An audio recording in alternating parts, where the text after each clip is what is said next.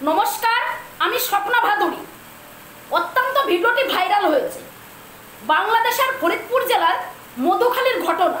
পঞ্চপল্লী সরকারি স্কুলে বিদ্যালয়ে দুজন শ্রমিক যখন টয়লেট বাথরুমের কাজ করছিল, তখন সেই শ্রমিক দুজনের উপরে একটা সন্দেহজনকভাবে তাদেরকে হত্যা করা হয়।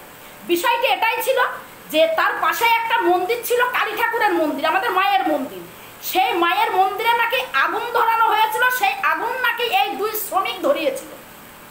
সেই ঘটনা কেন্দ্র করে মধুখালীতে এমন উত্তেজিত সৃষ্টি হয়েছে যে সেই ভিডিওটি প্রচুর ভাইরাল হয়েছে, পুরো দুনিয়াতে ভিডিওটি চলছে। আমার একটা প্রশ্ন, যদি ওই দুইজন শ্রমিক তারা যদি কালী মায়ের মন্দিরে আগুন ধরিয়ে থাকে, আমার মনে হয় তাদেরকে ধরে পুলিশ প্রশাসনের হাতে হ্যান্ডওভার করাটা সবথেকে একটা ভালো উপায় ছিল। সাধারণ মানুষ কিন্তু কখনোর জন্য কোনো মানুষের কিন্তু জীবন নিতে পারে না। এটা কিন্তু অত্যন্ত বেআইনি একটা অপরাধ কাজ। যে দুজন শ্রমিক মারা গেছে তারা আপন দুই ভাই। একজনের নাম হচ্ছে আশরাফুল আর একজনের নাম হচ্ছে আসাদুল।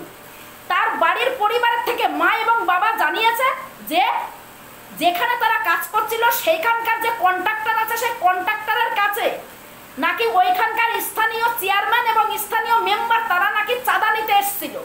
সেই চাঁদা দেওয়ার সময় নাকি এই আশরাফুল এবং আসাদুল নাকি কোনো রকম ভাবে কিছু কথা বলেছিল। যাই হোক, কি কথা বলেছিল আমি জানি না, যেটা আমি জানি না আমি সেটা বলতে পারবো না।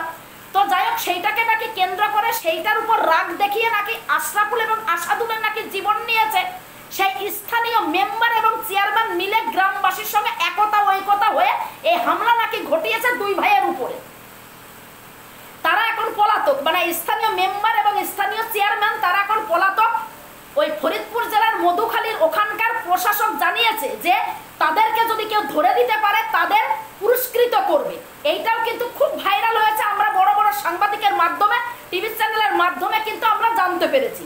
আমি একটা কথা বলবো যে যদি কেউ কোনো অন্যায় অপরাধ করে থাকে, কোনো মন্দিরের প্রতি হোক, কোনো মসজিদের প্রতি হোক, কোনো চার্চের প্রতি হোক, কোনো গুরুদুয়ারের প্রতি হোক, এক কথাই বলবো, ধর্মস্থানে কেউ যদি কোনো রকম ভাবে অসামাজিক ব্যবহার করে থাকে, অমানবিক ব্যবহার করে থাকে, আমার মনে হয় নিজেদের হাতে আইন না তুলে প্রশাসনের হাতে তুলে দেওয়াটা সবথেকে বেটার আমি মনে করি।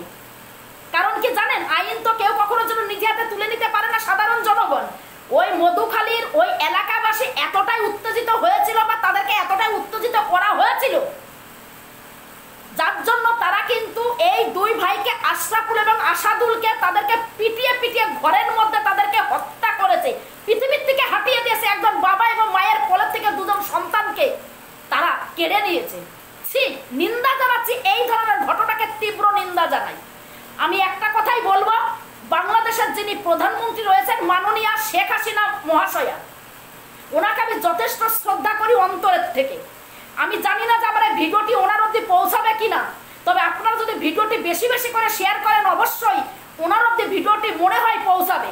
আমি প্রধানমন্ত্রী মহাশয়ের কাছে আমি একটাই অনুরোধ করব, মাননীয়া শেখ হাসিনার কাছে, যে যারা এই ধরনের অপরাধ করেছে তাদেরকে এমন বিচার করা হোক, আইনের মাধ্যমে সাজা দেওয়া হোক, যাতে সেই পরিবারের, যে পরিবারের দুজন সন্তান হারিয়েছে, একজন মা এবং বাবা, তারা যেন খুশি হয় যে সন্তান তো আমরা আর খুঁজে আর কখনো পাবো না, কিন্তু যারা অন্যায় করেছে আবার সন্তানদের সঙ্গে তারা সাজা পেয়েছে।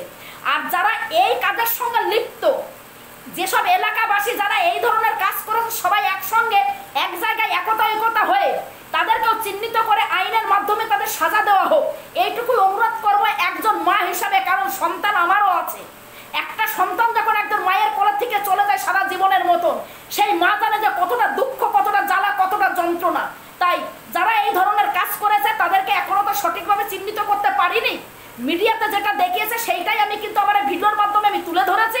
তবে যারা সঠিক দোষী, তাদেরকে সঠিকভাবে নিরপেক্ষতাভাবে ইনভেস্টিগেশন করে তাদের আইনের মাধ্যমে সাজা দেওয়া হোক, যাতে আগামীতে এই ধরনের কোনো অপরাধ কোনো সাধারণ মানুষ যাতে না করতে পারে। আর একটা কথাই বলবো, আমি প্রত্যেককে, যারা যারা আমার ভিডিওটি দেখবেন, যাদের যাদের কাছে পৌঁছাবে, যে কোনো রকমভাবে কোনো গুরুদুয়ার হোক, গির্জা হোক, মন্দির হোক এবং মসজিদ হোক, কখনো যেন কোনো রকমভাবে বাজে ব্যবহার করা সেই মন্দিরের প্রতি আমার মনে হয়, মন্দির হোক আর গুরুদ্বার বা গির্জা বা ইয়ে হোক, আপনার মসজিদ হোক, আমার মনে হয় সেইখানে গিয়ে বাজে ব্যবহার করা, অমানবিক ব্যবহার করা মানে প্রত্যেকটা ধর্মকে আঘাত দেওয়া। দয়া করে এটা কেউ কখনো করবেন না। ধর্ম প্রত্যেকের কাছে মহান, আপনার ধর্ম আপনার কাছে মহান, আমার ধর্ম আমার কাছে মহান। তবে আমার ধর্মকে আমি শ্রদ্ধা করি, কিন্তু সেই সঙ্গে অন্য ধর্মকেও আমি শ্রদ্ধা করব।